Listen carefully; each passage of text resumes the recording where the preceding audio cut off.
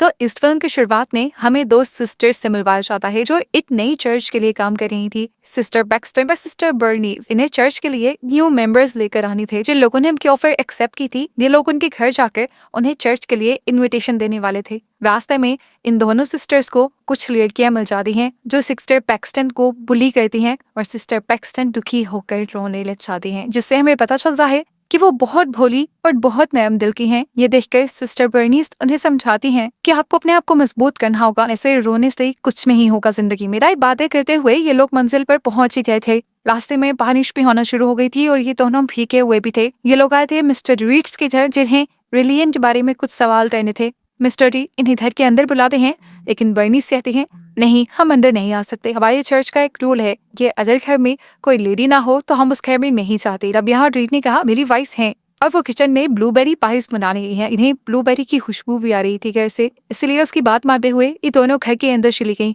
Cycle से इन्होंने अपनी बाहर ही पार्क कर दी थी। घर जाकर इन्होंने अपना गीला कोट उतार कर रीड को दिया और वहां बैठ गई। ग्रेट ने इनसे कहा कि कुछ ही देर में उनकी वाइफ उनसे बनने आ जाएंगी, आप लोग घबराए नहीं। यहाँ रीड उनसे उनकी पुरानी लाइफ के बारे में सवाल करता है तो हम भी ये जान पाते हैं कि ये दोनों एक चर्च में ही पली पली हैं। अब ब्रेन इनसे सवाल करता है क्या आप लोगों को गॉड पे बिलीव है? दोनों ने हाँ में जवाब दिया। वो अब इनको बुक ऑफ मोर्मन दिखाता है जिसे जोसेफ स्मिथ ने देखा था। उनके मुताबिक वो पहले किसी रिलीजन को नहीं मानते थे, लेकिन फिर वो जब मुश्किल में थे तो तब एक एंजल उनकी मदद करने के लिए आई, जिसके बाद से उनका रिलीजन और गॉड पे बिलीव हो गया। रीड इन दोनों से सवाल करता है कि क्या जोसेफ स्मिथ की बातें तुम्हें सच लगती है या नहीं, जिस पर ये दोनों कहती हैं हाँ, ये बातें बिल्कुल सच है, गॉड भी इसी दुनिया का हिस्सा है। वो अब दूसरा सवाल करता है क्या तुम्हें मौत के बाद दूसरी जिंदगी पे बिलीव है, जिस पर भी इन दोनों ने हाँ बोला। सिस्टर पैक्सटन कहती हैं जब मैं मरूंगी तो मैं एक बटरफ्लाई बनते अपनों की फिंगर पर बैठूंगी और उन्हें बताऊंगी कि मैं मरने के बाद भी उनके साथ हूँ। फिर वो उनसे सवाल करता है कि क्या एक आदमी का ज्यादा शादी इंसान ठीक है? पैक्सटन फौरन कहती है मेरे लिहाज से तो यही थी। तब वो उससे पूछता है क्यों गम्हाई चर्च वाले इस रूल को मानते हैं? तब सिस्टर बर्नीस बोली हाँ ऐसा है, लेकिन वो इसलिए क्योंकि हमारे चर्च वाले अपने मेंबर्स बढ़ाना चाहते हैं और एक साल देखे जितने मेंबर्स होंगे उतने ही चर्च के मेंबर्स भी बढ़ेंगे, इसीलिए उन्होंने ये रूल रखा। जिस पात्र और साथ में नहीं कहा नहीं ऐसा नहीं था, मैं बताता हूँ। जोसेफ ने अपनी अय्याशी के लिए ज्यादा शादियां की थी और उसको फॉलो करते हुए ये लोग ज्यादा शादियां करने लग गए और इस सब को रिलीजन का नाम दे दिया। ये सुनकर अब दोनों सिस्टर्स एकदम से बहुत ज्यादा हैरान हो गई। इस आदमी को तो उनसे ज्यादा नॉलेज था। फिर उसने इन दोनों को बताया कि मैंने काफी सारे रिलीजन पढ़े हैं और अब तक का मेरा निचोड़ ये है कि तुम जितना ज्यादा जिस रिलीजन को पढ़ोगे तुम्हें लगेगा कि तुम उतना उस रिलीजन को कम जानते हो। इसके बाद वो उठ के नॉन से कमरे की तरफ चला जाता है और कहता है कि अगर तुम मेरी वाइफ से मिलना चाहते हो तो अंदर आ जाओ। इन लोगों को कुछ गड़बड़ लग गई थी, अंदर बिल्कुल अंधेरा था। यहाँ पर पैक्सटन ने जैसे ही कैंडल मोड़ी तो वो ब्लूबेरी फ्रेग्रेंस कैंडल थी और इससे ये लोग जान गए कि वो आदमी झूठ बोल रहा था। उसकी वाइफ नहीं थी उसके घर और ना ही वहाँ कोई ब्लूबेरी पाई बना रहा था। कुछ गड़बड़ महसूस होने पर ये लोग चर्च में कॉल करने का नाटक कहती हैं, लेकिन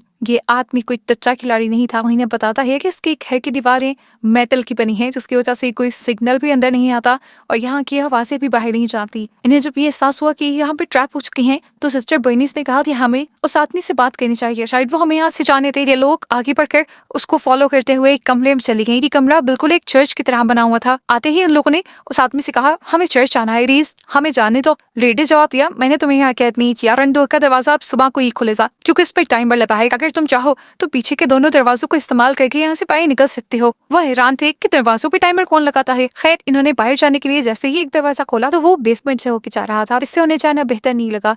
और जब इन्होंने दूसरा दरवाजा खोला तो ये भी बेसमेंट से ही होकर बाहर जा रहा था और अब तो इनको बिल्कुल लगने लगा कि साथ भी नहीं जानबूझकर उन्हें यहाँ फंसाया है। सीन कट होकर हमें फादर को दिखाया जाता है जो सिस्टर्स के अभी तक वापस ना आने पर काफी परेशान थे और वो उन्हें ढूंढने के लिए निकल जाते हैं। अब इन्होंने बाहर निकलने का उससे नहीं पूछा क्योंकि वो जानते थे कि आदमी उन्हें यहाँ से बाहर नहीं निकलने देगा। वो आदमी नॉर्मली इनसे बातें करना शुरू कर देता है और इन्हें मोनोपोली नाम की एक गेम दिखाता है और सेम उसी पैटर्न जैसे और भी गेम्स दिखाता है जिन्हें खेलने का तरीका सेम था, लेकिन उनके नाम चेंज थे। यहाँ पे बर्नीस तो एक लेटर ओपनर दिखा जिसे उसने उठा के अपने पास छुपा लिया मुश्किल वक्त में इस्तेमाल करने के लिए। अब इस आदमी ने बोलना शुरू किया और कहा देखो ये सभी गेम्स सेम है, इन्हें खेलने का तरीका भी सेम है, फिर भी लोग इन्हें खरीदते हैं और बहुत ही शौक से खेलते हैं। इसके बाद वो 3 रिलीजन की होली बुक्स इनके सामने टेबल पे रखता है और इन्हें बताता है कि मैंने ये तीनों पढ़ी हैं, इन तीनों में सेम बातें लिखी हुई हैं, जिसका मतलब था कि एक ही रिलियन बस ठीक है और बाकी रिलियन में पिछले रिलियन को कॉपी किया है। वो यहाँ पर इन्हें ये भी कहता है कि तुम्हारी चर्च भी फेक है, ना जाने किसने किसको कॉपी किया है। इनकी बातें सुनते सुनते सिस्टर बर्नीस अपने कोट में हाथ डालती है। उसकी कोट में उसकी साइकिल की चाबियां नहीं थी, चाबियां सेंट पैक्सटन के कोट में खनक रही थी। और वो ये देखकर जान ली कि साथ ने एक प्लान के तहत उन्हें यार ट्रैप किया है। उसने जरूर उनके बाइक्स के साथ भी कुछ किया है, इसीलिए चाबियां अब पैक्सटन के पास हैं। वो उसके ट्रैप को समझकर उसका सारा लेक्चर सुनकर उससे कहती है, आप जो भी कहीं, आपका इस सारा लेक्चर सुनने के बाद भी मुझे गॉड पे और अपनी रिलीजन पे बिलीव है। उसकी बात सुनकर मिस्टर री वहाँ पे मुझे 2 दरवाजों पे बिलीव और डिसबिलीव लिख देता है और कहता है कि अगर तुम गॉड पे बिलीव रखती हो तो बिलीव वाले दरवाजे से जाओ, मैं भी देखता हूँ तुम्हें गॉड क्या सही रास्ता दिखाते हैं या नहीं। ये लोग अब गॉड पे बिलीव करते हुए बिलीव वाले दरवाजे के अंदर चले जाते हैं। यहाँ पे बहुत अंधेरा था, इन्होंने मोबाइल की टॉर्च ऑन की तो इन्हें वहाँ पे एक टेबल और चेयर दिखा और एक दूर छोटी सी विंडो भी दिखी जिससे लकड़ी से सील किया गया था। ये लोग चेयर उठाकर उस विंडो की सील तोड़ने की कोशिश करती हैं, लेकिन एक लिफ्टी से ज्यादा वो इसे तोड़ नहीं पाए। अब सिस्टर बर्नीस पैक्सटन को वो लेटर ओपन देती है जो उसने उस आदमी के रूम से चुराया था। वो पैक्सटन को कहती है कि मैं इस आदमी को बातों में लगाऊंगी और जब मैं कुछ खास वर्ड्स बोलूंगी तो तुम ठीक वक्त पे उस आदमी के ऊपर हमला कर देना,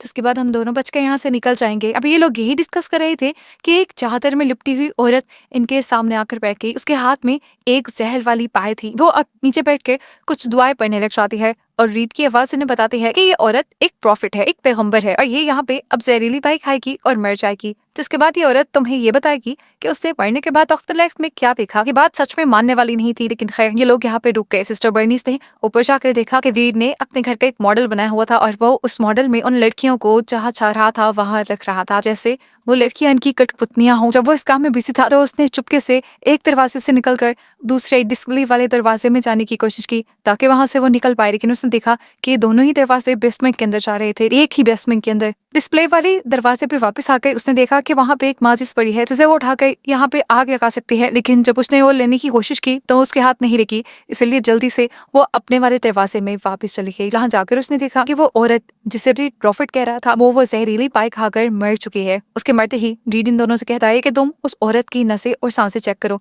क्या वो मर गई है। ये लोग जब चेक करते हैं वो औरत सच में मर चुकी थी। जिसके बाद रीड ने कहा कि अब ये औरत उठेगी और तुम्हें बताएगी कि उसने आफ्टर लाइफ में क्या देखा। वो यही बात कहता है कि अचानक उनके घर की बेल बज जाती है। ये दोनों जानती थी कि फादर ही आए होंगे यहाँ उनको ढूंढते हुए, लेकिन रीड ने जाकर झूठ बोल दिया और मेरे घर पे इस टाइम कोई भी नहीं है, बाहर साइकिल्स भी नहीं थी, इसीलिए उसकी बात को सच मानते हुए फादर वहां से चले गए। यहाँ दूसरी तरफ ये लोग रीड के रूम से वो माचिस ले आई थी जो इनके पास थी। वो बेसमेंट में ये माचिस ऑन करके फादर को ये साइन देना चाहती थी कि वो यहीं पे ट्रैप है, लेकिन इससे पहले ही फादर यहाँ से चले गए। अभी वो यही सब कर रही थी कि पीछे से वो औरत भी जिंदा हो गई जिसे वो प्रॉफिट कह रहे थे। औरत ने जिंदा होते ही इन्हें बताया कि उसने मरने के बाद एक क्लाउड देखा जो जन्नत नहीं था और ये सब भी असल नहीं है। ये कहते ही यहाँ पर रीड आ गया और उस औरत को ले गया। ये सब चीजें देखकर बर्नीस मानने को तैयार ही नहीं थी। वो रीड से पूछती है तुमने ये सब कैसे किया। वो मरी थी, मैंने भी चेक किया था। बर्नीस इस टाइम फुल कंफ्यूज हो चुकी थी। मुझसे कहती है क्या पता ये उसका नियर डेथ एक्सपीरियंस हो, क्योंकि मैंने भी बचपन में नियर डेथ एक्सपीरियंस किया हुआ है और जब मैं बिल्कुल मरने के करीब थी तब मैंने भी ऐसी ही कुछ चीजें हेलुसिनेट की थी,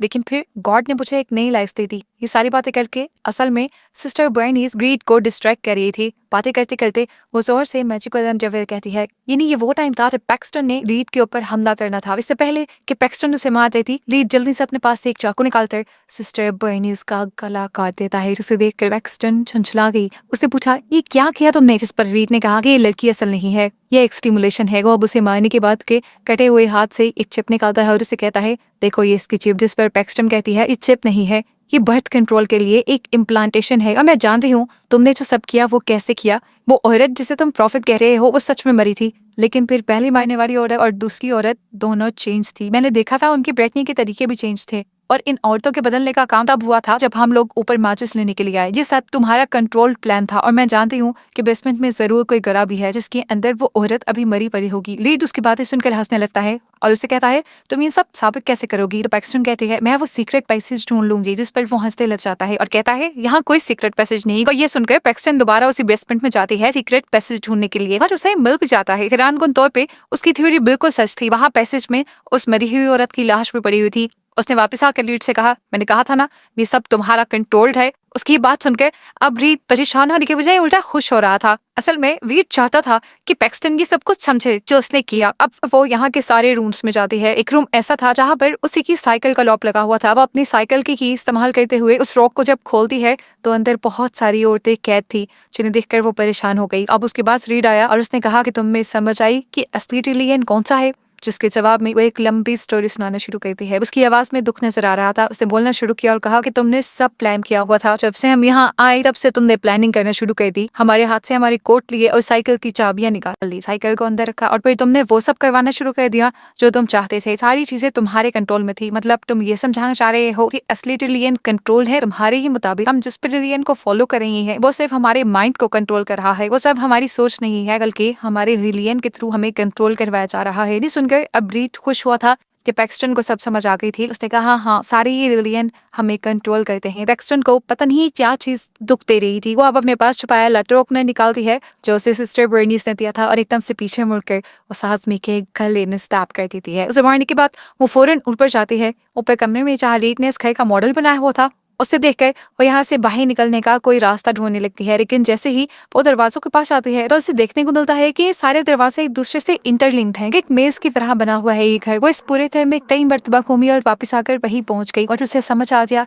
कि शायद वो इस घर से नहीं निकल सकती। अभी वो इसी टेंशन में थी कि एकदम से जख्मी रीड उसके पास आया और उसके जिस्म में उसने स्टैप कर दिया। पैक्सटन भी अब मरने के करीब थी और इस टाइम पर रीड ने उससे कहा कि तुम गॉड को मानती हो, गॉड तुम्हारी बात सुनेंगे, तुम हम दोनों के लिए प्रे करो। यानी वो भी गॉड को मानता था, लेकिन पता नहीं क्यों गॉड से सब लोगों को बहका रहा था। पैक्सटन भी प्रे करती है और तब हम देखते हैं कि सिस्टर बर्नीस लड़खड़ाती हुई यहाँ आती है। पैक्सटन उसे देखकर बहुत ज्यादा खुश थी। वो यहाँ एक लकड़ी का टुकड़ा उठाकर रीड के गले में मारते हुए उसे जान से मार देती है। पैक्सटन खुश थी कि रीड मर गया था और अब उसकी साथी उसके पास थी, लेकिन कुछ ही देर में सिस्टर बर्नीस की डेथ हो गई, जो देखकर पैक्सटन को बहुत दुख हुआ। अब पैक्सटन दोबारा ऊपर गई और उसने दोबारा रीड के घर का मॉडल देखा और उसे एक खिड़की के बारे में पता चल गया जिससे वो बाहर निकल सकती थी। जल्दी से वो इस खिड़की को खोल गए, फाइनली यहाँ से बाहर निकलते, यहाँ से आजाद हो गई। यहाँ से निकलते ही एक तितली आकर उसके हाथ पे बैठी। वो जानती थी कि सिस्टर बर्नीस की ही सोल है जो उसे बताना चाह रही है कि वो हमेशा उसके साथ रहेगी। देखकर वो खुश हुई और उसका इस चीज से भी बिलीव बन गया कि मरने के बाद फिर एक आफ्टर लाइफ है। उसके बाद समझते ही